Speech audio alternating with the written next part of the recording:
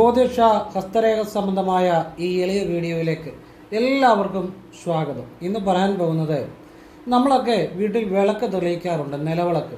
ഈ വിളക്കിൻ്റെ മുന്നിൽ നിന്ന് ചില വാക്കുകൾ പറയാറുണ്ട്. അത് പാടില്ല. കാരണം അത് തന്നെ ശ്രദ്ധിച്ചാൽ, അത് തന്നെ ഒഴിവാക്കിയാൽ തന്നെ ആ കുടുംബം രക്ഷപ്പെടും. വളരെ സമ്പത്തും ഐശ്വര്യവും ആ വീട്ടിലേക്ക് വരും. എന്താണ്, ഏത് വാക്കാണ് പറയരുത് എന്നുള്ളതാണ് പറയുന്നത്. വീഡിയോ മുഴുവൻ കാണാൻ ശ്രമിക്കുക. തീർച്ചയായിട്ടും നിങ്ങളുടെ ജീവിതത്തിൽ അത് വലിയ മാറ്റം വരുത്തും. ഒരുപാട് ജീവിതങ്ങൾ മാറ്റിയ കാര്യമാണ്. മുഴുവൻ കാണാൻ ശ്രമിക്കണം. എല്ലാത്തിനും ഗുരുക്കന്മാർക്കും കോടി കോടി പ്രണാമം പറയുന്നു. സാക്ഷാൽ ദേവാദിദേവനായ മഹാദേവനും യോഗികളുടെ രാജാവായ ചക്രവർത്തിയായ പരമേശ്വരനും കോടി കോടി പ്രണാമം പറയുന്നു. ഇതൊന്നും എൻ്റെ അറിവോ കാര്യങ്ങളോ അല്ല. ഇതെല്ലാം ആ ഗുരുക്കന്മാർ തരുന്ന ജ്ഞാനവും സാക്ഷാൽ പരമേശ്വരൻ തരുന്ന ഉൾക്കാഴ്ചയുമാണ് നിങ്ങൾക്ക് പറഞ്ഞു തരുന്നത്. എല്ലാവരെയും ഈശ്വരൻ അനുഗ്രഹിക്കട്ടെ. ഞാൻ വിശദമായിട്ട് പറയുന്നുണ്ട്. വീഡിയോ മുഴുവൻ കാണുക. ഉറപ്പായിട്ടും നിങ്ങളുടെ ജീവിതം അത് മാറ്റുന്ന കാര്യമാണ്. അത് ഇതുപോലെ വേറെ ആരും പറഞ്ഞു തരത്തില്ല. കാരണം ഞാനൊരു ശിവയോഗിയാണ്. എൻ്റെ യാത്ര ശിവനിൽ നിന്ന് ശിവനിലേക്കാണ്, എന്നിൽ നിന്ന് എന്നിലേക്കല്ല. നമ്മൾ ശിവനിൽ നിന്നും ശിവനിലേക്ക് തന്നെയുള്ള യാത്രയാണ്. ഞാനെന്നുള്ള ഒരു ഭാവമോ ചിന്തയോ ഇവിടെ ഇല്ല. അപ്പോൾ എല്ലാം ഭഗവാനിൽ സമർപ്പിച്ചുകൊണ്ട് പറഞ്ഞു തരികയാണ്. അപ്പം വീഡിയോ മുഴുവൻ കേൾക്കുക, മുഴുവൻ കേട്ടിട്ട് ചെയ്യുക കേട്ടോ, മനസ്സിലാക്കിയിട്ട്. അതോടൊപ്പം ഒരു കാര്യം കൂടെ പറഞ്ഞിട്ട് വീഡിയോയിലേക്ക് വരാം. നേരിട്ട് കൺസൾട്ടിങ് ഇല്ല, വാട്സപ്പ് വഴി മാത്രമേ ഉള്ളൂ. നിങ്ങൾക്ക് ചെയ്യാൻ താല്പര്യമുണ്ടെങ്കിൽ ഹസ്തരേഖ, സംഖ്യാജ്യോതിഷം, ഗ്രഹനില ഇതൊക്കെയാണ്. അപ്പോൾ നിങ്ങൾ വാട്സപ്പിൽ ഇടുക. ഫ്രീ ആകുമ്പോൾ ഞാൻ റിപ്ലൈ തരും. എല്ലാവർക്കും റിപ്ലൈ തരാൻ പറ്റത്തില്ല, ഒരുപാട് മെസ്സേജുകളാകുന്നു. ഫ്രീ ആകുന്നതനുസരിച്ച്, പറ്റുന്നതനുസരിച്ച് റിപ്ലൈ തരും. എങ്ങനെ ചെയ്യുന്നെന്ന് പറയും. എന്നിട്ടൊക്കെ ഇത് നല്ല കാര്യങ്ങൾ മാത്രമേ പറയാറുള്ളൂ. കേട്ടിട്ട് ആവശ്യമുണ്ടെങ്കിൽ ചെയ്യാമല്ലോ, ചെയ്യാതിരിക്കാം. പിന്നെ ഫോൺ വിളിച്ചാൽ കിട്ടത്തില്ല. ഞാൻ എപ്പോഴും തിരക്കിൽ തന്നെ ആയിരിക്കും. അതങ്ങനെയാണ് എത്രയോ വർഷങ്ങളായിട്ട്. പിന്നെ നേരിട്ട് വന്നാലും നോക്കാൻ പറ്റത്തില്ല. കാരണം വാട്സപ്പിലെ വർക്ക് തന്നെ സമയത്തിന് തീരാറില്ല. സാഹചര്യം പറഞ്ഞതേ ഉള്ളൂ. പുതിയതായിട്ട് വീഡിയോ കാണുന്നവരുണ്ടായിരിക്കും. അതുകൊണ്ടാണ് ഓരോ വീഡിയോയിലും ഇത് പറഞ്ഞു പോകുന്ന സാഹചര്യം. ഇനി ഈ വിഷയത്തിലേക്ക് വരികയാണ്. അതോടൊപ്പം വീഡിയോ നിങ്ങൾക്ക് ഇഷ്ടപ്പെട്ടെങ്കിൽ സബ്സ്ക്രൈബ് ചെയ്യുക, ലൈക്ക് ചെയ്യുക, നല്ല നല്ല ആളുകളിലേക്ക് ഷെയർ ചെയ്യുക. അപ്പോൾ നിലവിളക്ക്, ക്ഷേത്രം, സൂര്യൻ, ഇത് മൂന്നും സത്യമുള്ള, നമ്മൾ എപ്പോഴും കാണുന്ന സത്യമുള്ള മൂന്ന് കാര്യങ്ങളാണ്. നമ്മളെപ്പോഴും കാണുന്നതാണ് അല്ലേ. ഇനി നിലവിളക്ക് എന്തുകൊണ്ടാണ്? ആ നിലവിളക്ക് എന്ന് പറഞ്ഞാൽ നിലവിളക്കിലെ ദീപം കത്തിച്ചു വെക്കുന്ന ആ കാര്യത്തിനാണ് പറയുന്നത്, വിളക്ക് തെളിയിക്കുന്നത്. അതിന് സത്യമുണ്ടെന്ന് പറയുന്നത് എന്തുകൊണ്ടാണ്? അഗ്നി പവിത്രമാണ്. നമ്മൾ നിലവിളക്ക് ഒരു അനുഷ്ഠാനത്തിൻ്റെ ഭാഗമായിട്ടാണ് ചെയ്യുന്നത് അല്ലേ. രാവിലെ വൈകിട്ട് നിലവിളക്ക് തെളിയിക്കുന്നു. അതൊരു അനുഷ്ഠാനമാണ്. അത് നമ്മുടെ മനസ്സിൻ്റെ ഒരു സമർപ്പണമാണ്. നമ്മളത് ഈശ്വരീയമായ ഒരു കാര്യമായിട്ടാണ് ചെയ്യുന്നത്. അതുകൊണ്ടാണ് അത് അനുഷ്ഠാനമാകുന്നത്. അനുഷ്ഠാനം എന്ന് പറഞ്ഞാൽ നിത്യവും നമ്മൾ ഒരു പ്രാർത്ഥനയോടുകൂടി ചെയ്യുന്ന കാര്യമാണ്. അതാണ് ഉദ്ദേശിക്കുന്നത്. പ്രാർത്ഥന എന്ന് പറഞ്ഞാൽ ഇവിടെ മന്ത്രങ്ങൾ നമ്മൾ ജപിക്കാറുണ്ട്, ഈശ്വരനെ വിളിക്കാറുണ്ട് നിലവിളക്കിന് മുന്നേ നിന്ന്. അത് നിത്യവും ചെയ്യുന്നതുകൊണ്ട് അതൊരു ചര്യയാകുന്നു, ഒരു നിഷ്ഠയാകുന്നു, ഒരു അനുഷ്ഠാനമാകുന്നു അല്ലേ. അനുഷ്ഠാനവും അങ്ങനെയുള്ള ഒരു രീതിയിലുള്ള ഒരു നിത്യവും ചെയ്യുന്ന ഒരു ചര്യയുടെ ഭാഗമായ ഒരു അനുഷ്ഠാനം തന്നെയാണ്. അപ്പോൾ നമ്മൾ അനുഷ്ഠിക്കുകയാണ്. വിളക്കിന് മുന്നേ നിന്ന് നിത്യവും നമ്മൾ ഒരു പ്രാർത്ഥനാ പദ്ധതി അനുഷ്ഠിക്കുക തന്നെയാണ് ചെയ്യുന്നത്. അത് നമ്മൾ നിത്യവും ചെയ്യുകയാണ്.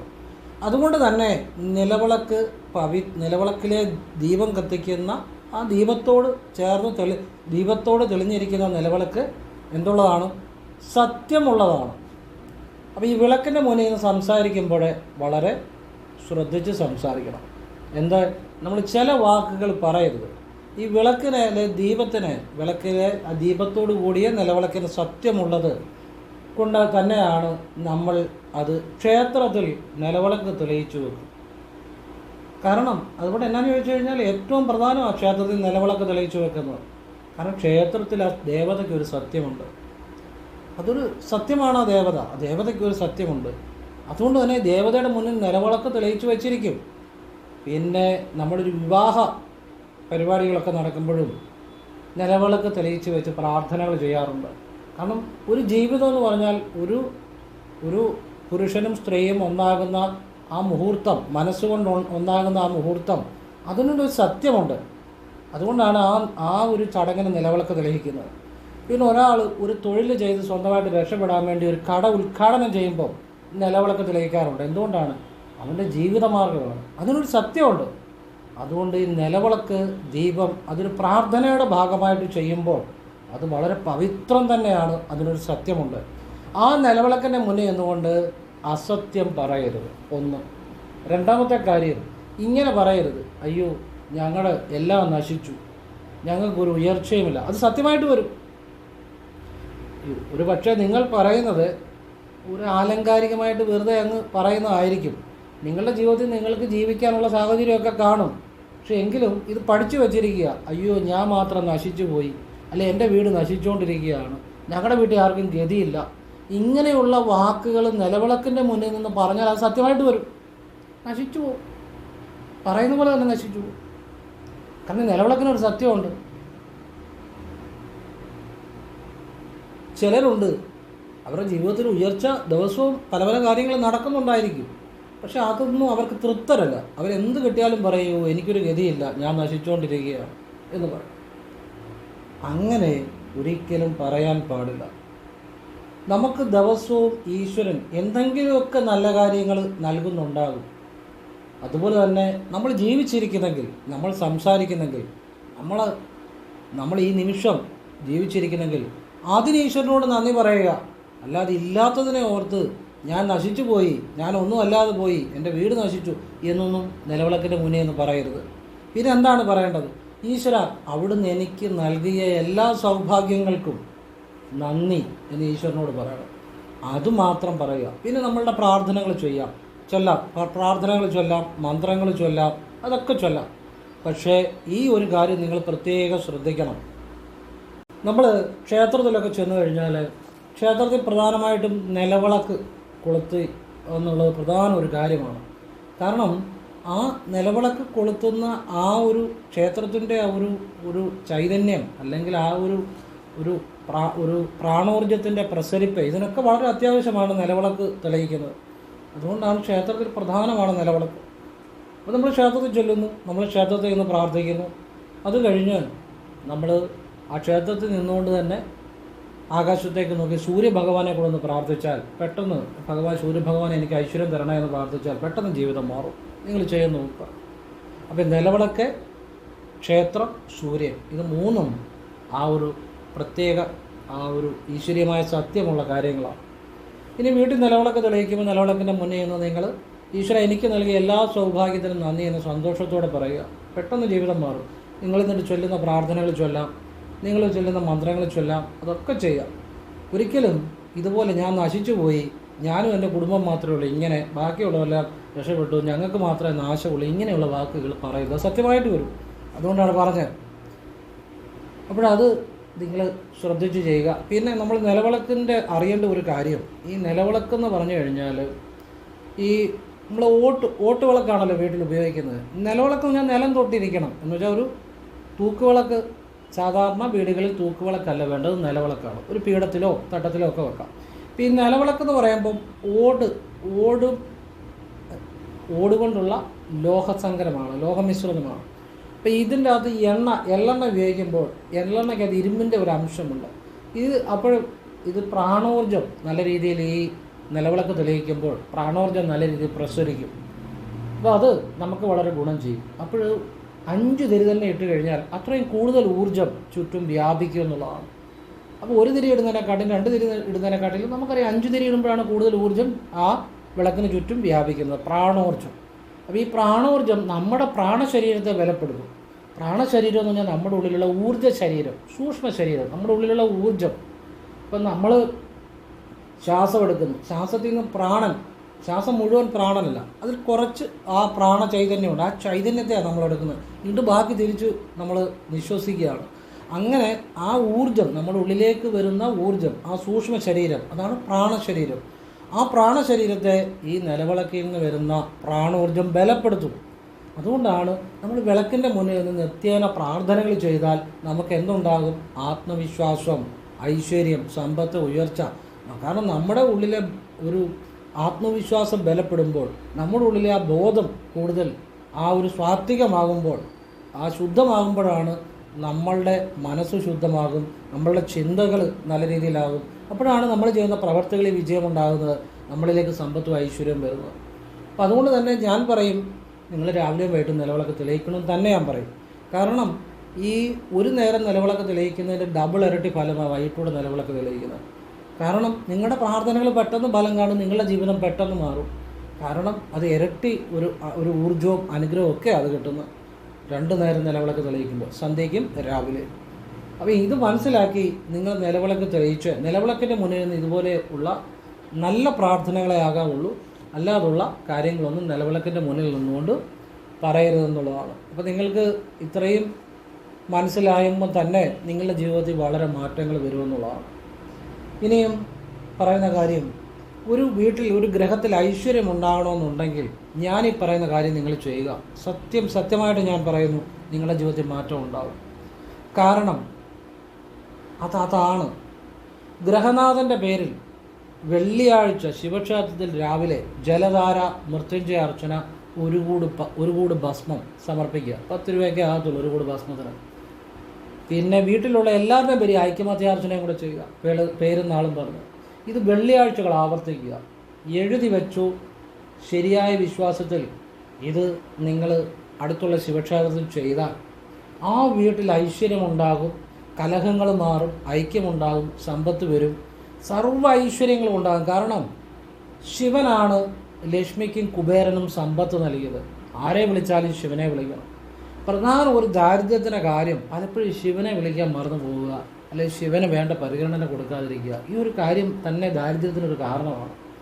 അപ്പം നിങ്ങൾ ഇത് ഒരു വെള്ളിയാഴ്ച ചെയ്തിട്ടൊന്നും കാര്യമില്ല, ആവർത്തിക്കണം. സാധിക്കുന്ന പോലെ വിശ്വാസത്തോടുകൂടി ചെയ്യണം. രണ്ടാമത്തെ കാര്യം, നിങ്ങൾ ചൈതന്യം കൂടുതലുള്ള ഒരുപാട് ഭക്തജനങ്ങൾ വരുന്ന ചൈതന്യം കൂടുതലുള്ള കൃഷ്ണക്ഷേത്രത്തിൽ മാസത്തിൽ ഒരു ദിവസം ദർശനം നടത്തണം. മലയാള മാസം 1-ാം തീയതിയാണ് ഏറ്റവും നല്ലത്. നിങ്ങളുടെ ജീവിതം പെട്ടെന്ന് മാറും. നിങ്ങൾക്ക് കൊണ്ട് ചെയ്യാവുന്ന പറ്റുന്ന വഴിപാടുകൾ ആ ക്ഷേത്രത്തിൽ ചെയ്യുക. അത് അമ്പലപ്പുഴ ആയിക്കോട്ടെ, പത്മനാഭസ്വാമി ക്ഷേത്രം ആയിക്കോട്ടെ, ആറന്മുള ആയിക്കോട്ടെ, ഗുരുവായൂരായിക്കോട്ടെ, ഞാൻ മനസ്സിലോർത്ത 3-4 ക്ഷേത്രം പറഞ്ഞതേ ഉള്ളൂ.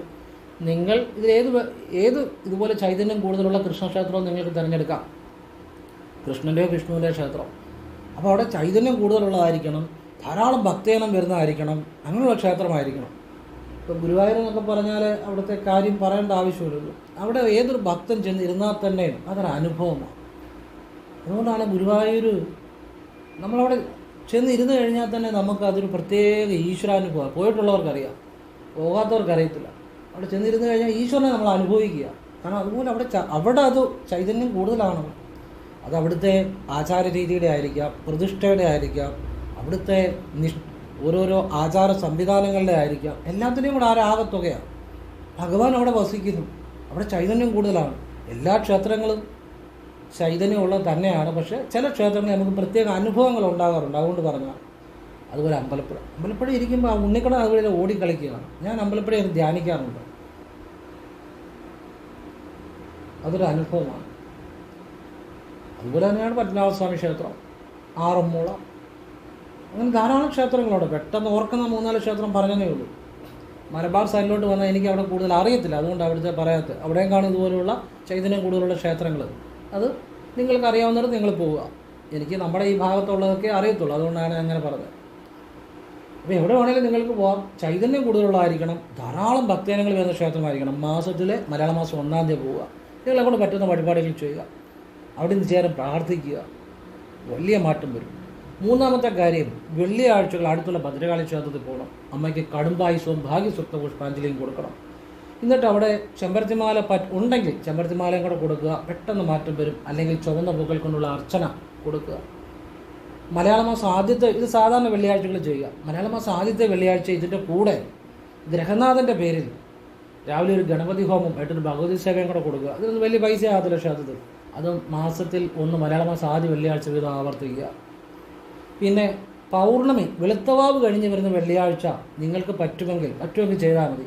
പറ്റുന്നവർ ചെയ്താൽ മതി. നമുക്ക് പൂർണ്ണ സന്തോഷം ഉണ്ടെങ്കിൽ ചെയ്താൽ മതി.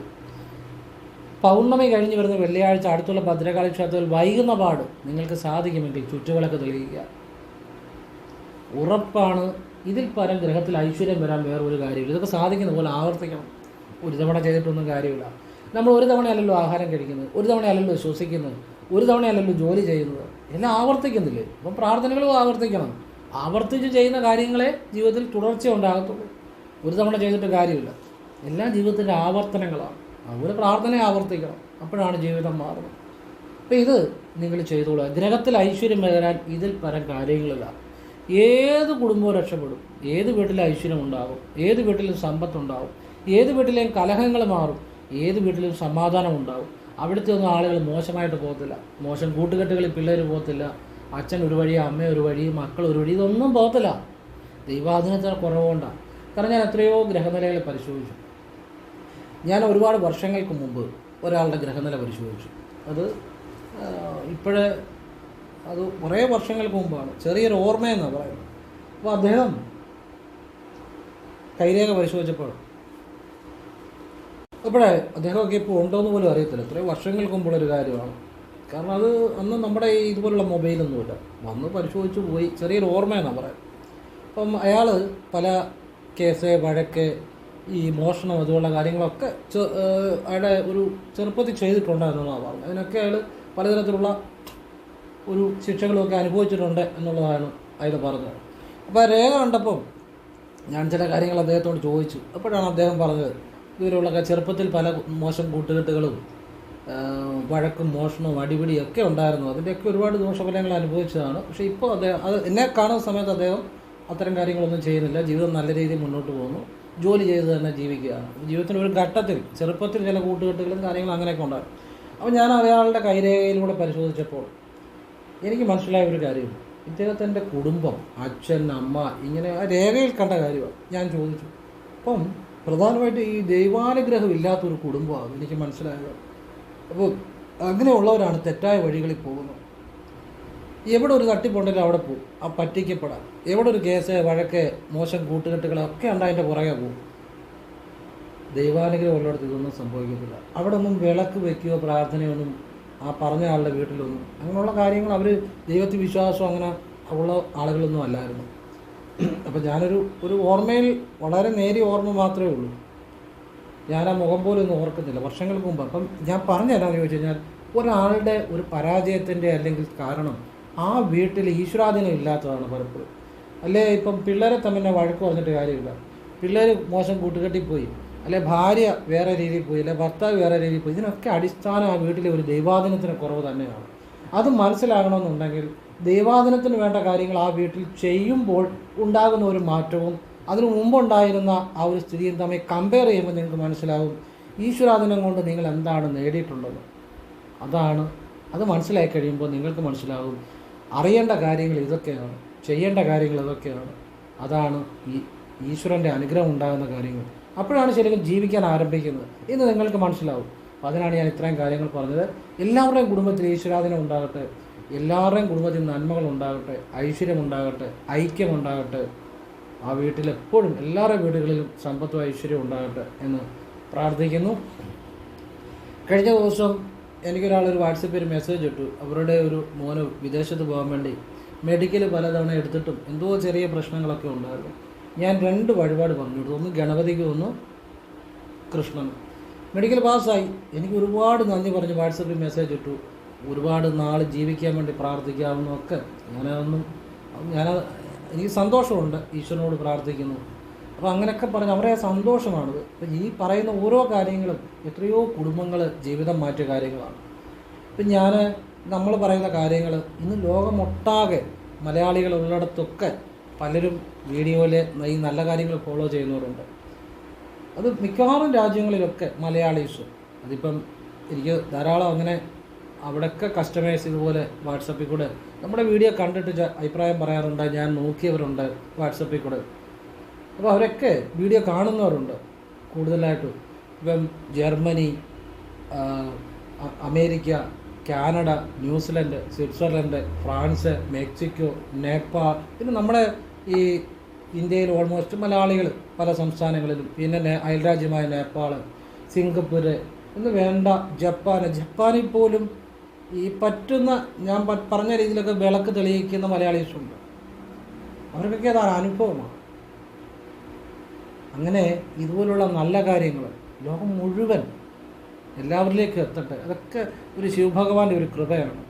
എല്ലാം നല്ല കാര്യങ്ങളാണ്. ഞാനൊരു വിദ്യ നിങ്ങളോട് പറഞ്ഞു തന്നിരുന്നു. കുട്ടികളുടെ ചെവിയിൽ അച്ഛനോ അമ്മയോ രാവിലെ ഉണർന്നു കഴിഞ്ഞ് കയ്യും കാലും മുഖവും കഴുകിക്കഴിഞ്ഞ് കുട്ടികളൊന്നും കുളിച്ചിട്ടല്ലേ കാലും മുഖവും കഴുകി കുട്ടികളുടെയും കഴുകണം. എന്നിട്ട് ചെവിയിൽ സർവമംഗളമെങ്കിലേ ചൊല്ലിക്കൊടുക്കുക വാഗുണ്ട്. ഒരു തവണ ആ കുട്ടി ഒന്നും മോശമായിട്ട് വരത്തില്ല. ഓം നമോ ഭഗവതേ വാസുദേവായും കൂടെ ചൊല്ലുക, ഓം കൃഷ്ണായ നമയും കൂടെ ചൊല്ലുക. ആ പിള്ളേരൊക്കെ നല്ലതായിട്ട് വരും. ചെറിയ കാര്യമാണ്, ഒരു പൈസ മുടക്കുള്ള കാര്യമല്ല. കുട്ടികളൊന്നും മോശമാകില്ല. ഇന്നിപ്പോൾ പത്രം നോക്കിയാൽ TV നോക്കിയാൽ എല്ലാം ഈ കുട്ടികൾ പല രീതിയിൽ മോശമായ രീതിയിൽ പോയി വയലൻ്റായി പല പല പ്രശ്നങ്ങളാണ്. ഇതിൻ്റെയൊക്കെ ഒരു അടിസ്ഥാനം എന്ന് വെച്ച് കഴിഞ്ഞാൽ മനസ്സിലൊരു ദൈവവിശ്വാസം ഉണ്ടെങ്കിൽ തെറ്റായ വഴികളിൽ പോകത്തില്ല. ദൈവവിശ്വാസത്തിൻ്റെ ഒരു കുറവാണ്. ഇന്നെല്ലാം പഠിപ്പിക്കുന്നുണ്ട്. പക്ഷെ ആ ഒരു ആളുടെ മനസ്സിനെ അല്ലെ ബിലീഫ് സിസ്റ്റത്തെ അയാളുടെ ഉള്ളിൽ ഒരു മാറ്റം ഉണ്ടായാലേ അയാൾ മാറത്തുള്ളൂ. അപ്പോൾ ആ ഒരു നന്മയുള്ള ഈശ്വരവിശ്വാസം അതിൻ്റെ ഒരു കുറവ് തന്നെയാണ് പല ആളുകളും പല തെറ്റുകളിലേക്കും പോകുന്നത്. ഒരു ഈശ്വരനെ ഒരു വിശ്വാസം ഉണ്ടെങ്കിൽ നമ്മുടെ ഉള്ളിൽ എപ്പോഴും ഒരു മനസാക്ഷി കാണും. അത് ചെയ്യരുത്, ഇത് ചെയ്യരുത്. അതിൻ്റെ ഒരു കുറവ് കൊണ്ട് തന്നെ കുട്ടികളൊക്കെ ഇന്നിപ്പോൾ എപ്പോഴും മൊബൈൽ നോക്കി അവരുടേതായ ഓരോരോ കാര്യങ്ങൾ കാണുന്നു, കേൾക്കുന്നു. അതൊന്നും മോശമാണെന്നല്ല ഞാൻ പറഞ്ഞു. പക്ഷേ ഒരു ഒരു ഒരു ഒരു ദേവാലയത്തിൽ പോവുക, ഈശ്വരനെ വിളിക്കുക, നന്മയുള്ള കാര്യങ്ങൾ മനസ്സിലാക്കുക, അതൊക്കെ അവർ വിചാരിക്കുന്നത് പഠിച്ച് ജോലി കിട്ടുക എന്നുള്ളതാണ് ജീവിതത്തിലെ പ്രധാന കാര്യം. പക്ഷേ അത് പ്രധാന കാര്യം തന്നെയാണ്. അതിനോടൊപ്പം നല്ലൊരു വിശ്വാസം, നന്മയുള്ളൊരു വിശ്വാസം, ഈശ്വര വിശ്വാസം ഉള്ളിലുണ്ടാകണം. അതോടൊപ്പം തന്നെ പ്രാധാന്യമുള്ള കാര്യമാണ്. ഇത്തരത്തിലുള്ള അറിവുകൾ ഏതൊരാൾക്കും നല്ല രീതിയിലുള്ള ഒരു ബിലീഫ് സിസ്റ്റം, ഒരു ഈശ്വര വിശ്വാസം ഉണ്ടാകും. അവർക്കൊന്നും ജീവിതത്തിൽ അതുകൊണ്ട് ദോഷം ഉണ്ടാകത്തില്ല, നന്മ മാത്രമേ ഉണ്ടാകത്തുള്ളൂ. ഇത്തരം കാര്യങ്ങളാണ് അറിയേണ്ടത്. ഞാൻ പറഞ്ഞതേ ഉള്ളൂ. എല്ലാവരും ഈശ്വരൻ അനുഗ്രഹിക്കട്ടെ. ഓം കൃഷ്ണായ നമഃ. ശിവോഹം ശിവോഹം ശിവോഹം.